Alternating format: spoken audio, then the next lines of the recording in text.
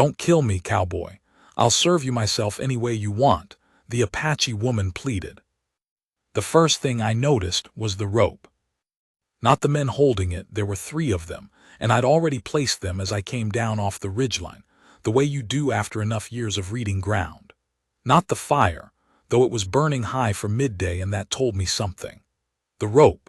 It ran from a wagon wheel spoke to a woman's wrists, and she was on her knees in the alkali dust, and the way she held her spine straight, chin angled just slightly up, that told me more than anything else out there. I pulled my horse to a slow walk and kept my rifle across my thighs.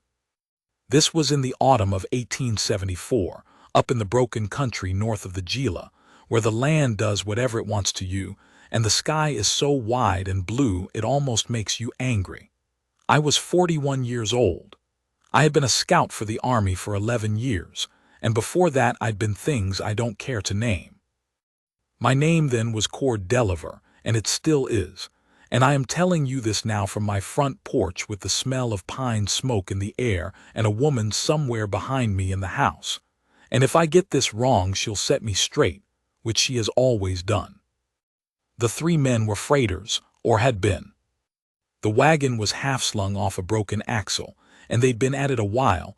You could see where they'd dug at the wheel, given up, started a fire, found something easier to do with their afternoon. The rope to the woman's wrists was tied off with a teamster's knot that told me one of them had once worked boats. Her clothes were Apache, a working dress, the kind worn on the move, not ceremonial. There was dried blood above her right eye from something that had happened before I arrived. The one nearest the fire looked up at me and didn't reach for anything, which meant he thought he didn't need to. "Ain't your affair, mister," he said. "Where'd you pick her up?" I said. He grinned. One of those grins men put on when they think they've read a thing and got it right. "Trading post," he said. "She's paid for." The woman turned her head then and looked at me, just looked. No pleading, no performing, no tears. Her eyes were black as river stones, and they were taking my measure the same way I was taking hers. That's what I remember, not fear in those eyes, judgment. I sat there a moment. My horse, a grulla named Shaw, shifted his weight and blew dust from his nose. "Cut her loose," I said. The one near the fire started to say something more. I raised the rifle about 3 inches. He read that correctly, which was the first correct thing he'd done all day. The man with the rope cut it. She didn't move right away. She turned her head and looked at the cut ends of rope hanging from her wrists, and then she stood, took her time about it, like she was deciding whether to, and she walked to me, not fast, not slow. She stopped at Shaw's shoulder and looked up at me, and she said something in Apache I didn't catch. My Apache was functional but not good. She'd spoken too low and too quick. "Say that again," I said.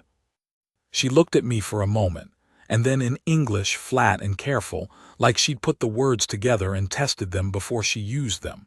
"Don't kill me, cowboy. I'll serve you myself any way you want." She said it without flinching. Her jaw was set.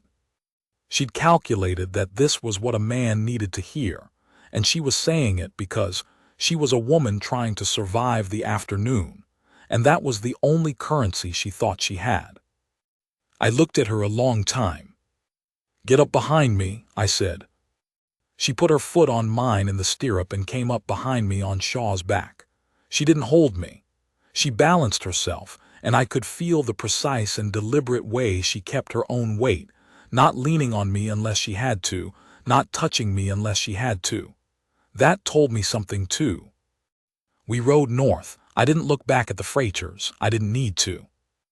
I'd been running a small cattle operation out of an old adobe on a creek about 2 days' ride north. I want to be clear about the state of the place, because otherwise none of what happened next makes sense. It was not much. 1 main room, a lean-to stable, a stone water trough that leaked from a crack I'd been patching with mud every spring since I bought the property from a dead man's estate, a split-rail fence on 3 sides, a root cellar with a bad door. The kind of place a man who's given up on things builds for himself, not because he's comfortable with it, but because he stopped arguing with what life's handed him. I had a man who helped with the cattle, an old Tejano named Flavio, who came 3 times a week and said less than was strictly necessary. There was no one else.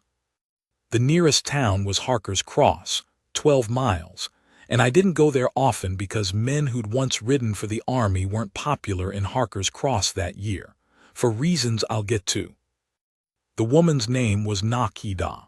She told me that the second morning, over coffee I'd made badly and said in front of her without ceremony. She said it once, clearly, watching me, and I said it back probably wrong.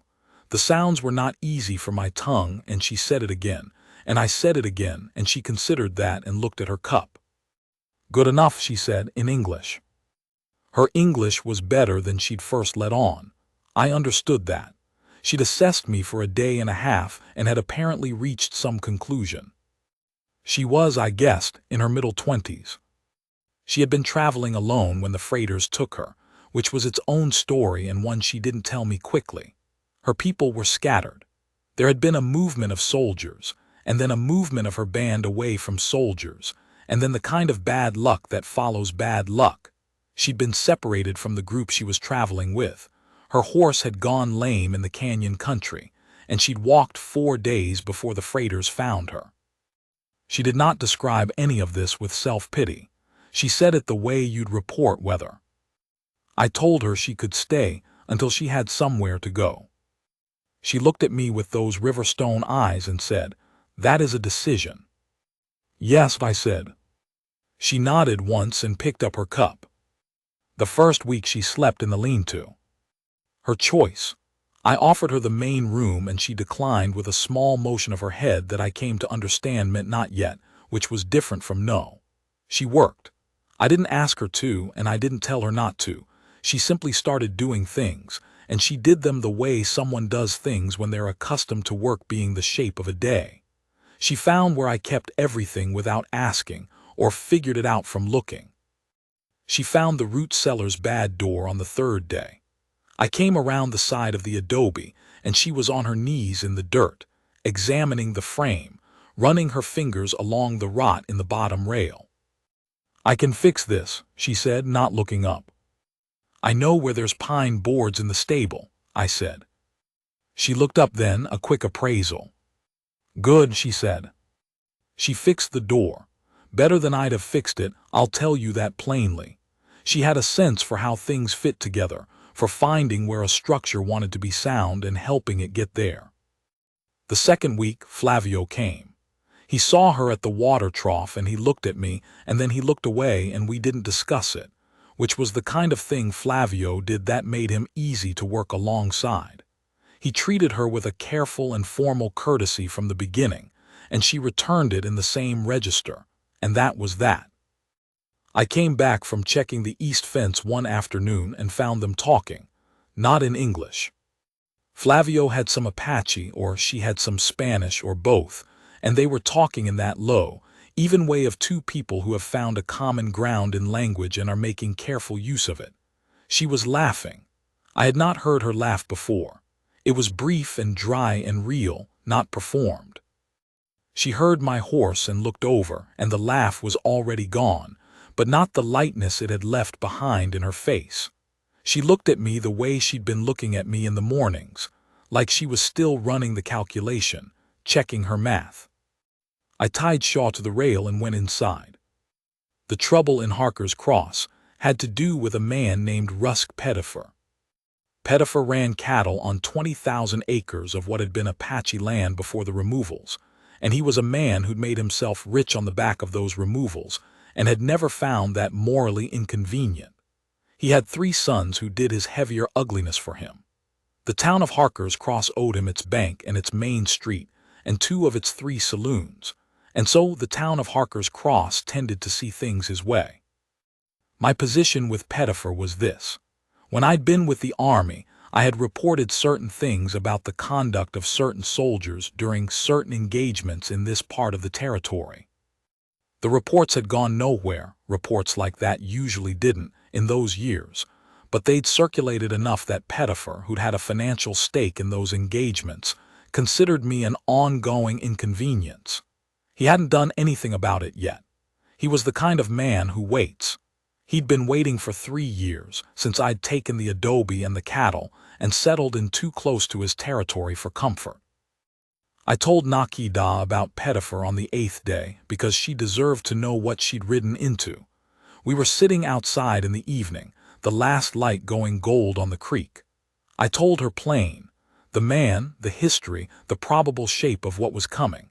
I told her she should know it before she made any decisions about where she went. She was quiet while I talked. She didn't look at me. She was watching the creek. When I finished, she said, "You reported it." "Yes," knowing nothing would come of it. I thought about that. "Yes," I said. She turned and looked at me. "That is also a decision," she said. There was something in the way she said it.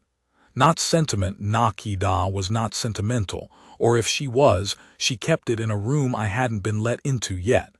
It was something more like recognition, like she was marking it. "The men who took me," she said, "they said things like, 'It doesn't matter, no one will look for her.'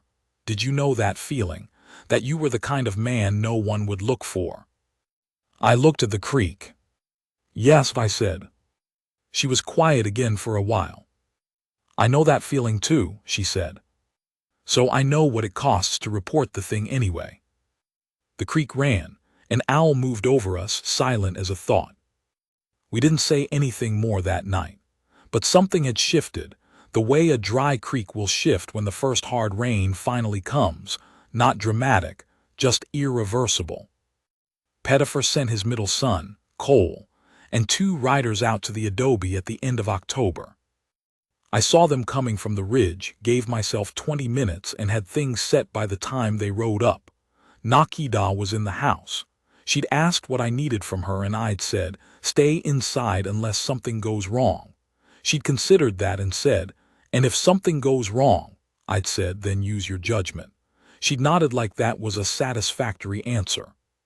Cole Pettifer was 23 and built like his father, and had his father's trick of smiling when he meant to threaten. He pulled up in the yard and looked around with that smile going. "Nice place you got, Deliver," he said. "Small." "What do you need, Cole?" I said.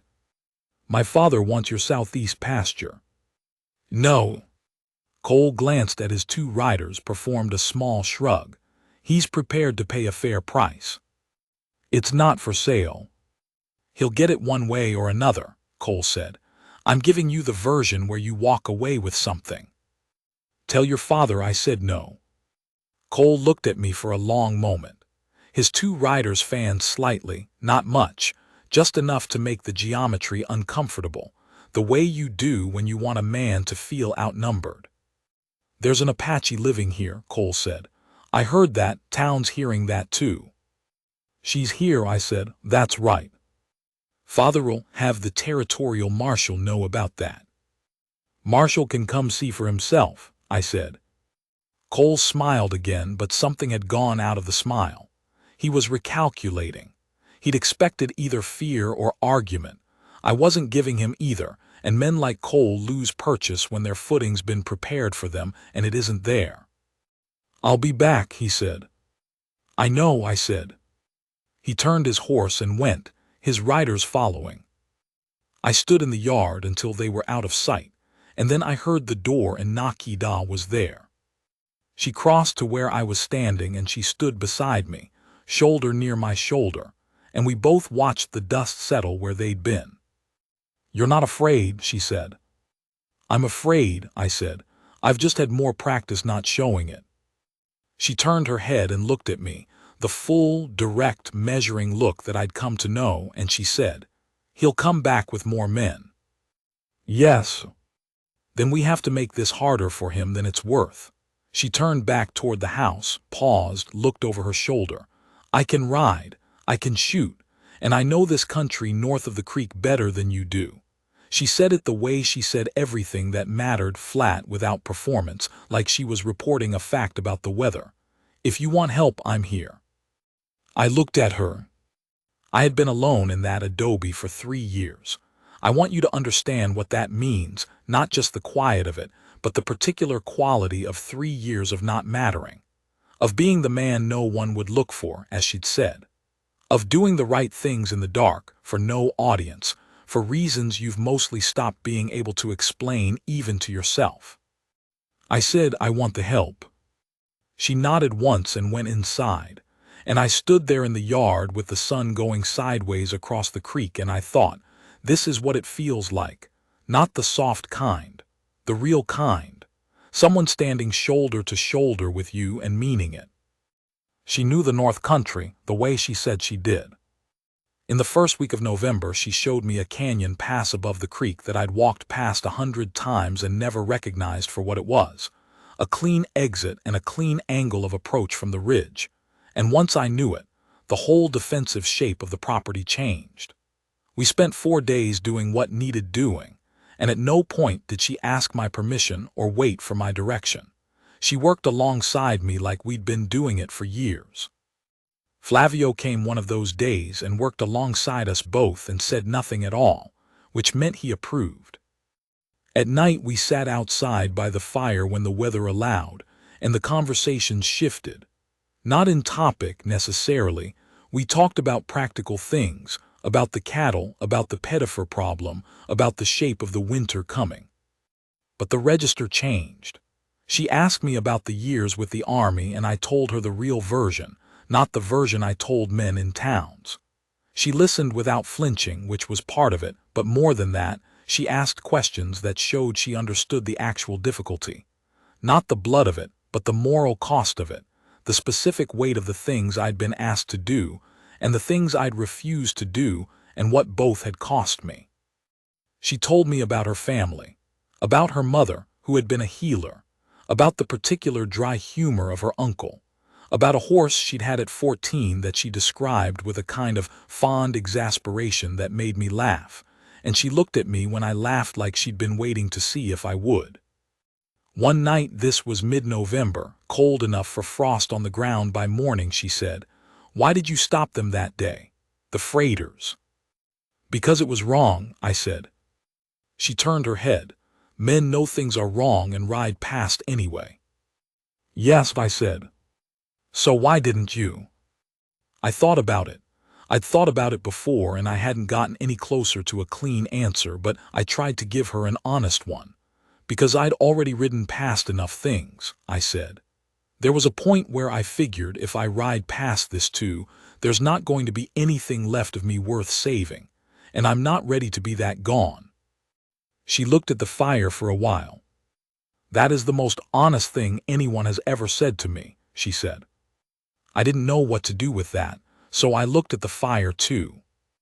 After a long while she said, quietly, like she was telling me something she'd decided to say and was saying carefully, "The thing I said to you, that first day, I will serve you any way you want."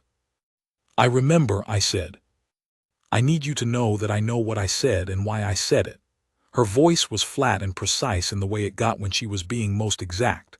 "I was telling you what I thought you needed to hear. I was wrong about what you needed. I understood that by the first night." She paused. "I am telling you this because I don't want that between us. What I said and what I meant. Those are two different things, and I want the true one to be the one you know." I looked at her. "All right," I said. "What I meant," she said, still looking at the fire, was, "I am here not for service here." The fire snapped. A log shifted. "I understood that pretty early on," I said. She looked at me then. Not the measuring look this time. Something had gone out of that calculation, the part that was checking the exits.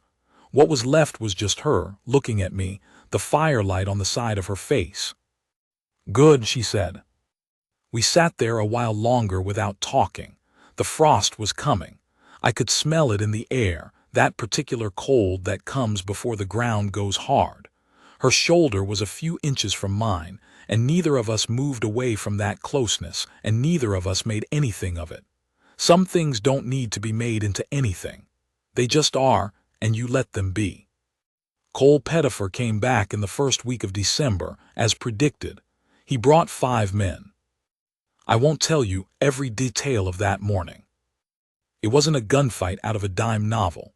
It was an ugly, practical, uncomfortable piece of business that lasted about 4 minutes and ended with 2 of Pettifer's riders on the ground unhurt but disarmed.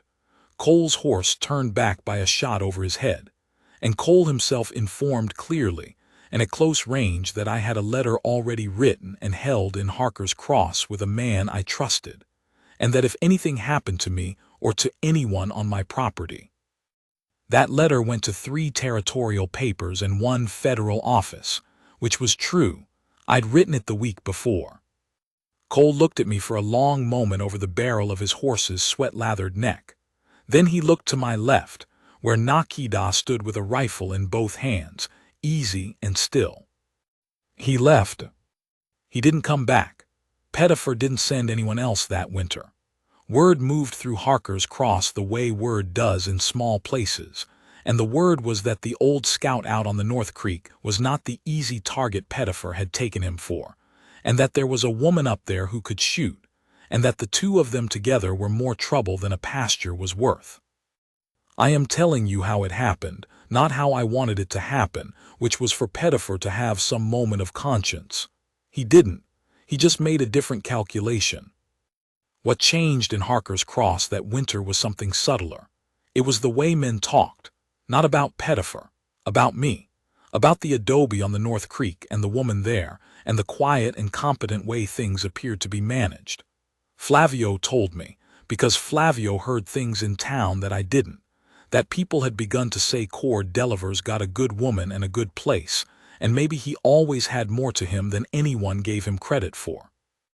I don't know if that's worth much. Men's opinions.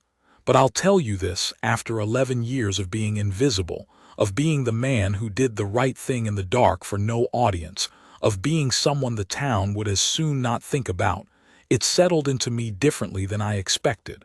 Not as pride. As something more like the relief of finally being accurately seen. On Christmas Eve, cold and clear and the stars like thrown salt on black cloth, Nakida and I sat by the fire inside, and she had made something, a kind of flatbread from the cornmeal I kept, pressed thin and cooked on the flat iron, and she'd put dried peppers in it that she'd been keeping in a pouch since she arrived and hadn't told me about, and it was the best thing I'd tasted in years. That might not sound like much. It sounds like something. She put the bread between us on the cloth and she said, "I have been thinking about a question." "Go ahead," I said. "I need to go north in the spring. There are people I need to find, people from my family." She looked at the bread, pulled a piece from the edge. "I need you to know that I am going to do that, whatever else happens. I need to find them."